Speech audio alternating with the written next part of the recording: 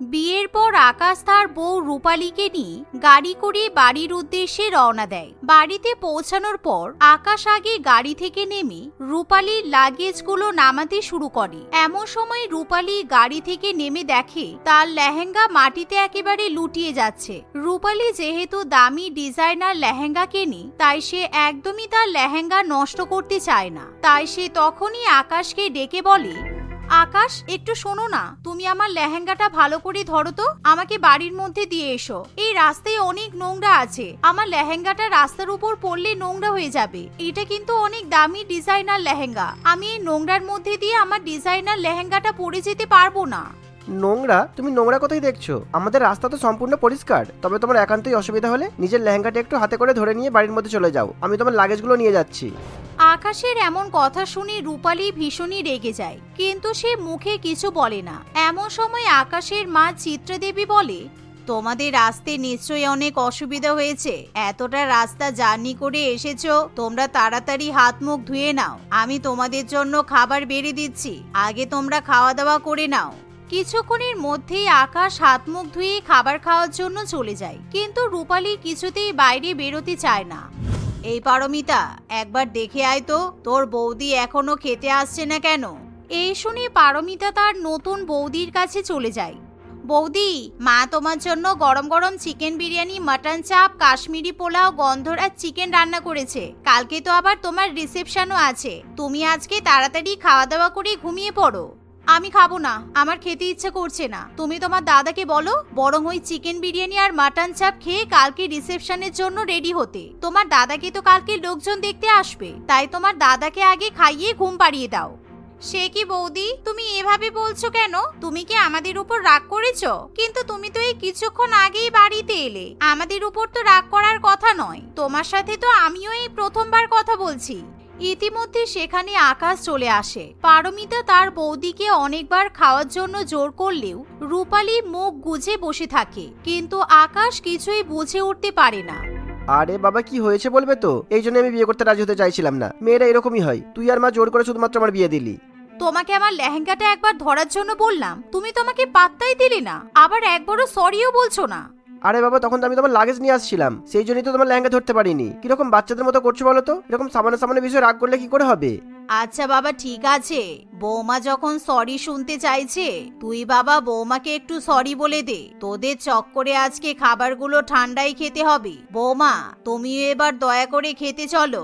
আচ্ছা ঠিক আছে, সরি, আমার ভুল হয়ে গেছে, দয়া করে এবার খেতে চলো। আকাশের কথা শুনে রূপালী শেষ পর্যন্ত খাবার খেতে যায়। দেখতে দেখতে এভাবেই কয়েকদিন কেটে যায়। একদিন চিত্রাদেবী ঠিক করে তার বৌমা এবং মেয়েকে নিয়ে মাসকাবাড়ি বাজার করতে যাবে, তাই তারা একটা সুপার মার্কেটে যায়। রূপালী চকলেট খেতে ভীষণই পছন্দ করত, তাই সুপার মার্কেটে যাওয়ার পর রূপালী মনে মনে ভাবে, ওয়াও, শাশুড়ি মা মনে হয় আমাকে চকলেট দেওয়ার জন্যই এখানে নিয়ে এসেছে। আজকে আমি সব দামি দামি চকলেট কিনে নেব। আফটার অল আমার শাশুড়ি মায়ের একমাত্র বৌমা বলেই কথা, শাশুড়ি মা আমাকে সব কিনে দেবে। এই মনে করে রূপালী চকলেটের সেকশনে গিয়ে বিভিন্ন রকম চকলেট, স্ন্যাক্স ইত্যাদি নিয়ে নেয়। অন্যদিকে চিত্রাদেবী এবং পারমিতা নিজেদের মতো মাসকাবাড়ি বাজার করে বিল পেমেন্ট করে দেয়। আরে বৌমা, তুমি ওখানে কি করছো? আমাদের তো শপিং করা হয়ে গেছে, চলো এবার বাড়িতে যাই। বাড়ি গিয়ে রান্না বান্নাও তো করতে হবে। হ্যাঁ, এই চকলেটগুলো আগে বিল করে নি, তারপর তো আমরা বাড়িতেই যাব। এখানে প্রচুর চকলেট আছে, আমার দেখে এত ভালো লাগছে, মনে হচ্ছে এখানেই থেকে যাই। রূপালীর কথা শুনে চিত্রাদেবী বড়ই আশ্চর্য হয়ে ওঠে, কারণ একজন বাড়ির বউকে এভাবে বাচ্চাদের মতো চকলেট খাওয়ার জন্য বায়না করতে দেখে চিত্রাদেবী এবং পারমিতা দুজনেই খুবই অবাক হয়। কিন্তু তখন চিত্রাদেবীর কাছে চকলেট কেনার মতো আর কোনো টাকা থাকে না। বৌমা, আমার কাছে তো এখন কোনো টাকা নেই, আসলে বাজার করে সব টাকা শেষ হয়ে গেছে। আমি তো হিসেব করেই টাকা এনেছিলাম, আমি বুঝতে পারিনি তুমি এত চকলেট খেতে পছন্দ করো। আমি বরং তোমাকে পরের দিন চকলেট কিনে দেব। নাটক! আমাকে চকলেট কিনে দেবেন না তাই বলুন, এত অজুহাত দেওয়ার কি আছে? আমি বুঝতে পারিনি আমার বাবা আমাকে এরকম একটা গরিব ভিখারি পরিবারে বিয়ে দিয়েছে, যারা নাকি আমাকে একটা সামান্য চকলেটও কিনে দিতে পারবে না। ছি! রূপালী সুপার মার্কেটে সবার সামনে এভাবে চেঁচিয়ে চেঁচিয়ে কথা বলে, যার ফলে চিত্রাদেবী এবং পারমিতা দুজনেরই খুবই খারাপ লাগে। রূপালী রাগ করে চকলেটগুলো মেঝেতে ফেলে দিয়ে সেখান থেকে বেরিয়ে যায়। রূপালীর এরকম কাণ্ড কারখানা দেখে সুপারমার্কেটের ওয়ার্কাররাও খুবই রেগে যায়। আপনারা কি সুপার মার্কেটটাকে নিজেদের বাড়ি ভেবে বসে আছেন নাকি, যে চকলেটগুলো এরকম ভাবে ছড়িয়ে ছিটিয়ে রেখেছেন? এক্ষুনি চকলেটগুলোকে সেলফে তুলে রেখে যাবেন। ম্যানেজারের কথা শুনে বাধ্য হয়ে পারমিতা এবং চিত্রা দেবী চকলেটগুলো সেলফে সাজিয়ে রেখে দেয়। কিছুক্ষণ পর বাড়িতে এসে চিত্রা দেবী দেখে তার রান্নাঘর সম্পূর্ণ লণ্ডভণ্ড। বাসনপত্র সমস্ত কিছু উল্টোপাল্টা করে রাখা আছে। মশলার কৌটোগুলো ডাস্টবিনে, সাঁড়াশি খুন্তিগুলো বিছানার উপর পাওয়া যায়। তোমাকে নিয়ে তো বড় ঝামেলায় পড়লাম বৌমা। কথায় কথায় এত রাগ করলে কি করে হবে? আমি আমার বাবা মায়ের একমাত্র আদুরে মেয়ে, আর আপনার একমাত্র বৌমা। এদিকে আপনি আমার সামান্য আবদারটুকু পূরণ করতে পারেন না? আপনার মতো বাজে শাশুড়ি আমি একটাও দেখিনি। এই বলে রূপালী শাশুড়ি মায়ের মুখের উপর দরজা বন্ধ করে দেয়। চিত্রা দেবী ভালো করেই বুঝতে পারে বৌমা এখন প্রচন্ড রেগে আছে, তাই সে তখনই ছেলেকে ফোন করে বৌমার জন্য অনেকগুলো চকলেট আনার কথা বলে। আকাশও বাড়ি ফেরার পথে অনেক চকলেট নিয়ে আসে। শেষ পর্যন্ত সেই চকলেটগুলো পেয়ে রূপালীর শান্তি হয়। দেখতে দেখতে এভাবে আরো কিছুদিন কাটে, কিন্তু প্রত্যেক দিনই রূপালী কথায় কথায় রাগ করে বসে থাকে। একদিন বিকালবেলা চিত্রা দেবীর দুই প্রতিবেশী রূপালীকে দেখতে আসে। বাহ, আপনার শাড়িটা তো দেখতে খুব সুন্দর। মাসিমা, আপনার এই শাড়িটা আমাকে দিয়ে দিন। আপনার অবশ্য বয়স হয়ে গেছে, এখন এরকম শাড়ি পরে কি করবেন? আপনার থেকে এই শাড়িটা আমাকে পরলে বেশি ভালো মানাবে। ওমা, সে কি? এই মেয়ে বলে কি এই শাড়িটা আজকেই আমার ছেলে গুজরাট থেকে এনেছে, আর আমি এই শাড়িটা তোমাকে দিয়ে দেব? পরের লোকের কাছ থেকে এভাবে হ্যাংলার মতো শাড়ি চাইছো? তোমার বাবা মা তোমাকে কি শিক্ষা দিয়েছে? না না, আমার এই শাড়িটা খুব পছন্দ হয়েছে, আর আমার এই শাড়িটাই চাই। আমার বাবা মা আমাকে শিখিয়েছে যদি কোনো জিনিস পছন্দ হয় তাহলে সেটা নিয়ে নিতে হবে। এখন থেকে এই শাড়িটা আমিই নেব। এই বলে রূপালী প্রতিবেশীর গা থেকে শাড়িটা খুলতে শুরু করে, যা দেখে রীনা দেবী খুবই অবাক হয়। রূপালী যখন শাড়িটা জোর করে টানতে শুরু করে, তখনই রীনা দেবী কোনো মতে ছাড়িয়ে সেখান থেকে পালিয়ে যায়। এ কি মা, আপনি দেখলেন তো ওই শাড়িটা আমার পছন্দ হয়েছে, কিন্তু আপনি একটাও কথা বললেন না কেন? আমি কিছু জানি না, আমাকে ওই শাড়িটা এনে দিন, না হলে আমি কিন্তু এবার রেগে গিয়ে ঘরবাড়ি ভাঙচুর করে দেব। বৌমা, তোমার কি কোনো মাথার সমস্যা আছে? একটা মানুষ শাড়ি পরে আছে, সেই শাড়িটা সে তোমাকে কি করে দেবে? তোমাকে আমি ওই রকম শাড়ি দোকান থেকে কিনে দেব, কিন্তু দয়া করে প্রতিবেশীদের সামনে আমার মুখটা ছোট করো না। দেখুন মা, আমার ওই শাড়িটাই চাই। আমি যতক্ষণ না শাড়িটা পাচ্ছি ততক্ষণ আমার শান্তি হচ্ছে না। আপনি আমাকে এখনই ওই শাড়িটা নিয়ে এসে দিন, তা না হলে আপনি তো আমার রাগ দেখেছেন, আপনি জানেন তো আমি কি কি করতে পারি। চিত্রা দেবী কোনো উপায় দেখতে না পেয়ে প্রতিবেশীর বাড়িতে গিয়ে 20,000 টাকার বিনিময়ে সেই শাড়িটা চেয়ে নিয়ে আসে, কিন্তু সে মনে মনে তার বৌমার প্রতি ভীষণই অসন্তুষ্ট হয়। তাই সেদিনই চিত্রা দেবী বৌমার মা অঞ্জলি দেবীকে ফোন করে। দিদি, আজকে আমি বাধ্য হয়ে আপনাকে ফোন করলাম। আপনার মেয়ে যা শুরু করেছে আমরা তো টিকতেই পারছি না, কথায় কথায় শুধু রেগে যায়। আপনার মেয়ের কি কোনো মানসিক সমস্যা আছে? আপনারা কিন্তু বিয়ের আগে আমাদের কিছুই বলেননি। এমা, আমার মেয়ের মানসিক সমস্যা থাকবে কেন? আমার মেয়ে তো সম্পূর্ণ সুস্থ। আসলে ও একটু জেদি প্রকৃতির। বাবা মায়ের একমাত্র আদরের মেয়ে তো, বুঝতেই পারছেন, ছোটবেলা থেকে খুব আদর যত্নে মানুষ হয়েছে। ওর মন মতো কিছু না হলেই ও একটু রেগে যায়। তাহলে আপনি আপনার মেয়েকে একটু বোঝান। আপনার মেয়ে তো বড় হয়েছে, এখন সংসার করার সময়। এখন তো বাচ্চা নয় যে কথায় কথায় জেদ করবে আর যা চাইবে তাই পেয়ে যাবে। সংসারে একটু মানিয়ে গুছিয়ে চলতেই হয়। আমি আপনার মেয়েকে কিছুদিনের জন্য বাড়িতে পাঠাচ্ছি। মেয়েকে ভালো করে বুঝিয়ে তবেই শ্বশুর বাড়িতে পাঠাবেন। পরের দিন চিত্রা দেবী বৌমাকে বাপের বাড়িতে পাঠিয়ে দেয়। রূপালীকে তার বাবা মাও অনেক বোঝানোর চেষ্টা করে, কিন্তু রূপালী কারোর কোনো কথাই পাত্তা দেয় না। কয়েকদিন বাপের বাড়িতে থাকার পর রূপালী আকাশকে ফোন করে বলে, আমি তো বেশ কয়েকদিন ধরে বাপের বাড়িতে আছি, তুমি আমার জন্য একটা ভালো দেখে পালকি পাঠিয়ে দাও। আমি পালকি করে শ্বশুর বাড়িতে যেতে চাই। তোমার কি মাথা খারাপ হয়ে গেছে? আমি এখন পালকি কোথা থেকে পাবো? আমি বড়জোর তোমার জন্য একটা গাড়ি পাঠিয়ে দিতে পারি, তাতে তুমি যদি আসতে পারো এসো, তা না হলে আসতে হবে না, তুমি বাপের বাড়িতেই থাকো। আকাশের কথা শুনে রূপালী আবার রেগে যায়। রূপালী ঠিক করে যতক্ষণ না আকাশ পালকি নিয়ে সেখানে যাবে ততক্ষণ সে শ্বশুর বাড়িতে যাবে না। এভাবেই দেখতে দেখতে 2 সপ্তাহ কেটে যায়, কিন্তু আকাশ কিংবা চিত্রা দেবী রূপালীকে ফোন করে না। ও মা, মা, আমার শ্বশুর বাড়ি থেকে কেউ ফোন করেছিল? 2 সপ্তাহ তো কেটে গেল, কেউ তো আমাকে কোনো পাত্তাই দিচ্ছে না। কি ব্যাপার বলো তো? ওরা কেউ আমাকে নিয়ে যেতে চাইছে না কেন? তোকে তো আগেই বলেছিলাম বেশি বাড়াবাড়ি করিস না, চুপচাপ শ্বশুর বাড়িতে ফিরে যা। আমাদের পাশের বাড়ির ওই মেয়েটাকে দেখ, অত ভালো শ্বশুর বাড়ি পেয়েও মোটেই ভালো ব্যবহার করতো না, তাই ওর শ্বশুর বাড়ির লোকেরা ওকে বাপের বাড়িতে ফেলে দিয়ে গেছে। ওর তো কয়েকদিন বাদে ডিভোর্সও হয়ে যাবে। এমন কথা শুনে রূপালী খুবই ভয় পেয়ে যায়, তাই সে সেদিনই শ্বশুর বাড়িতে ফিরে যায়। কিন্তু এবার রূপালীর সাথে তার পরিবারের কেউই কোনো কথা বলতে চায় না। মা, আপনি আমার সঙ্গে কথা বলছেন না কেন? আপনার কি হয়েছে? আকাশ, তুমি কি আমাকে ডিভোর্স দিয়ে দেওয়ার কথা ভাবছো? আমি আর কখনো এরকম ভাবে কথায় কথায় রেগে যাব না। আমি তোমাদের খুব জ্বালিয়েছি বলো, তোমরা দয়া করে আমাকে ক্ষমা করে দাও প্লিজ।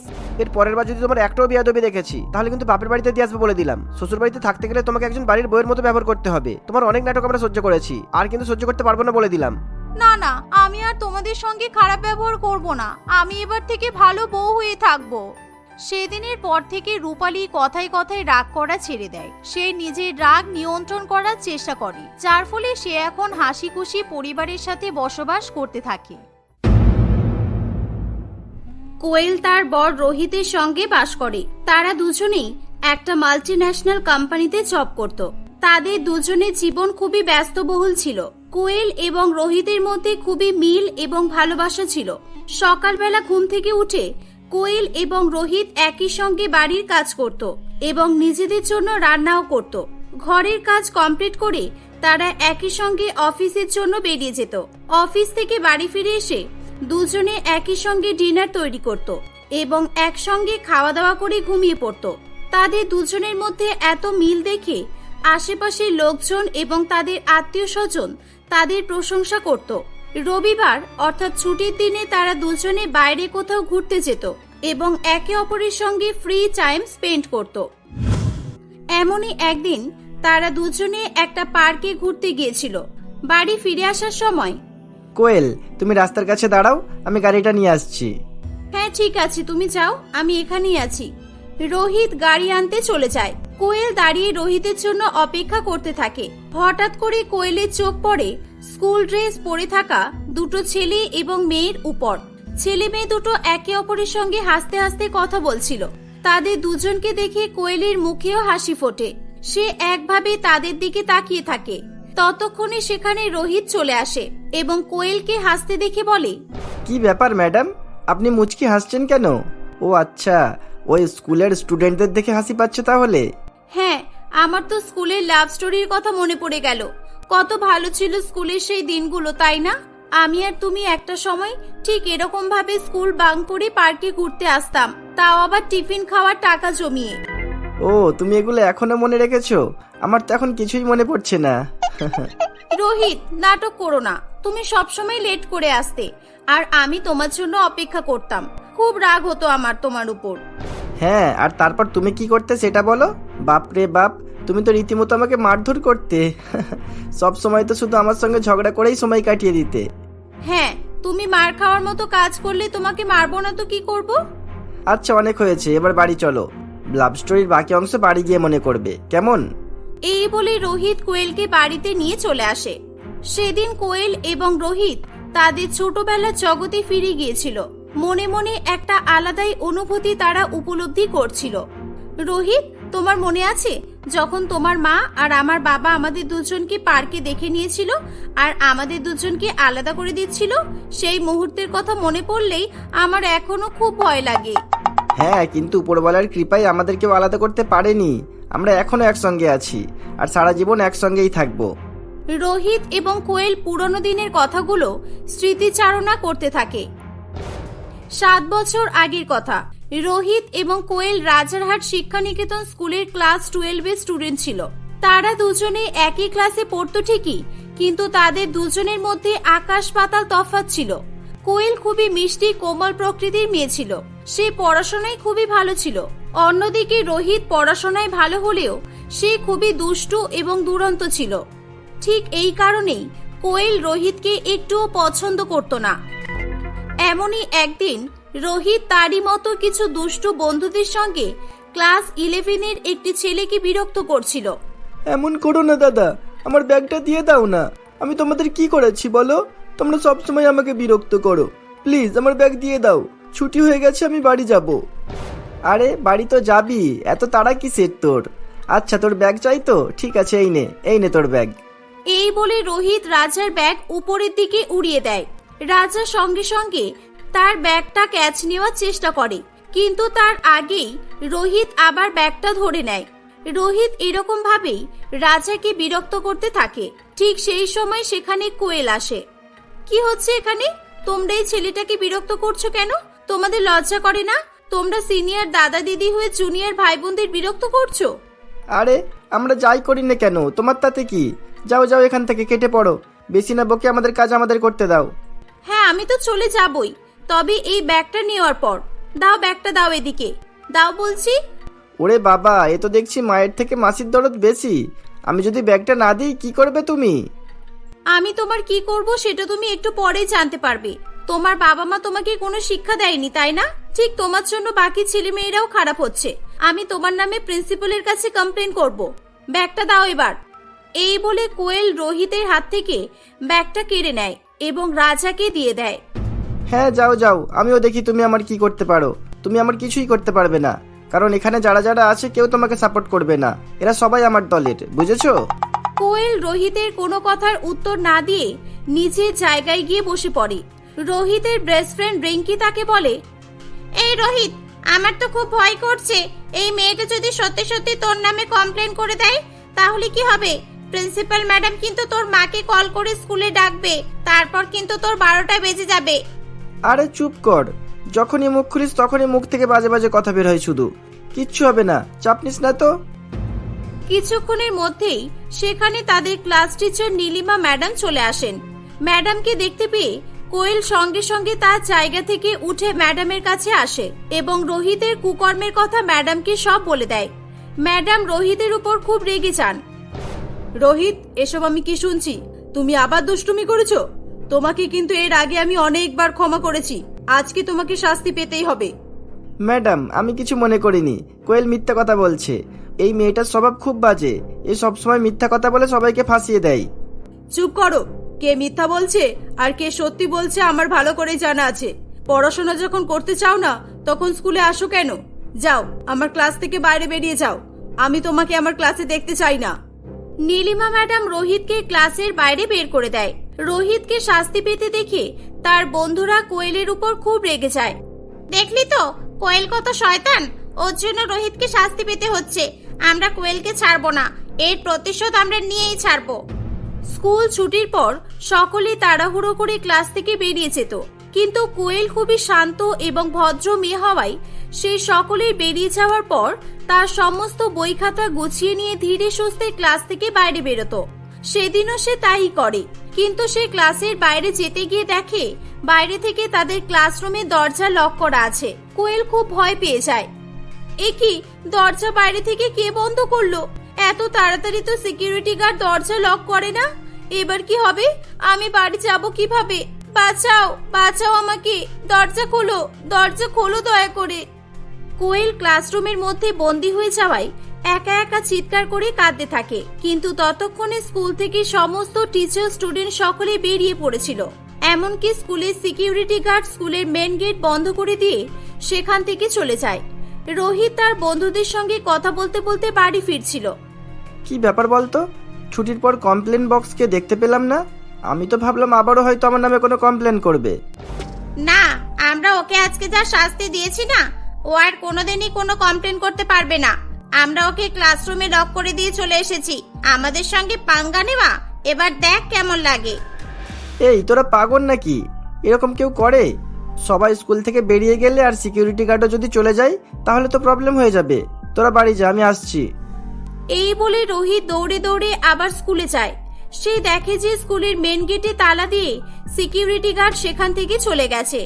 রোহিত তাড়াতাড়ি করে তাদের স্কুলের পাঁচিল টপকে স্কুলের ভেতরে যায় এবং সে তাদের ক্লাসরুমের তালা ভেঙে ক্লাসের মধ্যে ঢুকে পড়ে। সে দেখে যে কোয়েল তখন একইভাবে কেঁদেই চলেছে। রোহিত, থ্যাংক ইউ আমাকে বাঁচানোর জন্য। আমি খুব ভয় পেয়ে গিয়েছিলাম। তুমি এখানে না আসলে আমি আজকে ভয়ে মরেই যেতাম। না না, কিচ্ছু হবে না, আমি এসে গেছি তো। চলো, আমি তোমাকে স্কুলের বাইরে নিয়ে যাচ্ছি। রোহিত কোয়েলকে স্কুলের বাইরে নিয়ে আসে এবং তারা একটা কফি শপে গিয়ে বসে। কোয়েল, আমি আমার বন্ধুদের জন্য তোমার কাছে ক্ষমা চাইছি। আমি বুঝতে পারিনি আমার বন্ধুরা তোমার সঙ্গে এমন করবে, বিশ্বাস করো। তোমার বন্ধুরা যা করেছে ভালোই করেছে, না হলে আমি কোনোদিনও বুঝতেই পারতাম না যে তুমি দুষ্টু হলেও তুমি খুবই ভালো একটা ছেলে আর তুমি অনেক কেয়ারিং। সেদিন থেকেই রোহিত এবং কোয়েলের মধ্যে বন্ধুত্বের সম্পর্ক গড়ে ওঠে। তারা এখন সব সময় একই সঙ্গেই থাকতো। তারা একসঙ্গে পড়াশোনা করত, একই সঙ্গে টিফিন খেত এবং একই সঙ্গে বাড়িও ফিরত। আবার মাঝে মধ্যে তারা স্কুল বাঙ্ক করে ঘুরতে যেত। এমনই একদিন তারা দুজনে স্কুলের পার্কে বসেছিল। রোহিত, আর কয়েক মাস পরেই আমাদের উচ্চ মাধ্যমিকের পরীক্ষা। পরীক্ষার পর আমরা তো আলাদা হয়ে যাব, তখন কি হবে? না, আমাদের কেউ আলাদা করতে পারবে না। আমরা তো একই সঙ্গে কলেজে ভর্তি হব, আর কলেজ কমপ্লিট করার পর আমরা বিয়েও করে নেব। রোহিতের মুখে এমন কথা শুনে কোয়েল খুবই লজ্জা পেয়ে যায়। ঠিক তখনই সেখানে কোয়েলের বাবা এবং রোহিতের মা চলে আসে। রোহিত, তুই এখানে কি করছিস? তোকে স্কুলে পড়াশোনা করতে পাঠানো হয় নাকি পার্কে এসে প্রেম ভালোবাসা করতে পাঠানো হয়? আর এই মেয়েটাকে, এই মেয়েটা নিশ্চয়ই তোকে ফাঁসিয়েছে। এই যে, এই কথাটা কিন্তু আমিও বলতে পারি। আমার মেয়ে আপনার ছেলেকে ফাঁসায়নি, বরং আপনার ছেলেই আমার মেয়েকে ফাঁসিয়েছে। মা, আমরা কেউ কাউকেই ফাঁসাইনি। আসলে আমরা দুজন দুজনকে খুব পছন্দ করি আর আমরা বিয়ে করতে চাই। কি বলছিস কি তোরা? তোরা এখন পড়াশোনা করছিস, তোদের এখন বিয়ে করার বয়স হয়েছে? এই বয়সে কোথায় মন দিয়ে পড়াশোনা করবি, নিজের কেরিয়ার গড়ে তুলবি তা নয়, তোরা বিয়ের কথা ভাবছিস? চল আজকে বাড়ি চল, তোর পড়াশোনা সব বন্ধ। হ্যাঁ হ্যাঁ, আজকের পর থেকে আমি আমার মেয়েকে বাড়ির বাইরে পা রাখতে দেব না। এই এই চল, তুই আজকে বাড়ি চল, তোর হচ্ছে। রোহিত এবং কোয়েল একে অপরের থেকে আলাদা হয়ে যাওয়ার ভয়ে খুবই কান্নাকাটি করতে থাকে। তাদের দুজনের মধ্যে এত ভালো বন্ডিং দেখে তাদের বাবা মা বুঝতে পারে যে তাদের ভেবেচিন্তেই কাজ করতে হবে। তারা নিজেদের মধ্যে কিছু একটা আলোচনা করার পর বলে, ঠিক আছে, আমরা তোমাদের দুজনকে আলাদা করব না, তবে হ্যাঁ, আমরা তোমাদের বিয়েও দেব। তার আগে তোমাদের দুজনকে পড়াশোনা করে নিজের পায়ে দাঁড়াতে হবে, তারপরেই আমরা তোমাদের বিয়ে দেব, তার আগে নয়। এই কথা শুনে রোহিত এবং কোয়েল দুজনেই খুব খুশি হয়। তারা দুজনে মন দিয়ে পড়াশোনা করতে থাকে। উচ্চ মাধ্যমিক পাশ করার পর তারা একই কলেজে ভর্তি হয়। তাদের বাবা মা ভেবেছিল সময়ের সঙ্গে সঙ্গে তাদের ছেলে মেয়েরা হয়তো এই সম্পর্ক থেকে বেরিয়ে আসতে সক্ষম হবে, কিন্তু সেটা আদৌ হয়নি। পড়াশোনা কমপ্লিট করার পর তারা একই কোম্পানিতে ইন্টারভিউ দেয় এবং সৌভাগ্যবশত তারা একই কোম্পানিতে চাকরি পায়। অনেক চেষ্টা করেও তাদের পরিবার তাদের আলাদা করতে পারেনি, তাই শেষ পর্যন্ত দুই পরিবার থেকে ধুমধাম করে তাদের বিয়ে দেওয়া হয়েছিল। বিয়ের পর থেকে এখনো পর্যন্ত তাদের সম্পর্ক ঠিক একই রকমের থেকে যায়। তারা হাসি খুশি তাদের দাম্পত্য জীবন অতিবাহিত করতে থাকে।